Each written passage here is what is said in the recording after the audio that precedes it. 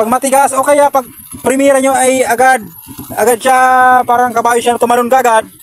Ang problema dito, ito ang solusyon natin. Adjustin natin ito para lumambot yung ating cambio. So paano ito ita-timing? Ganito lang gagawin natin. Luluwagan lang natin ito at saka para lumambot yung ating cambio, gamit lang kayo ng Phillips screw, flat screw, and then 14. Luwagan lang. Yan mga kaibigan. Yun. Pakaluwag mga kaibigan, ganito lang ang gagawin. Ikotin lang natin pa kaliwa. Ganito. Ikotin natin. Yan o. Yun. Yan. Sige. Ikot. Kumusta ang cambio? Yumok na? Matugas.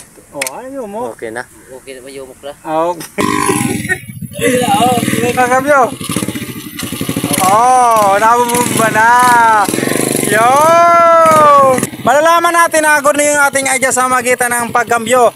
Idiin mo, primera, at saka bumbahan mo na nakadiin yung ating paa. Kapag hindi yan tumakbo, ibig sabihin good na yung ating timing. So, ganun lang. Sana mayroong natutunan. And like and share. Thank you very much.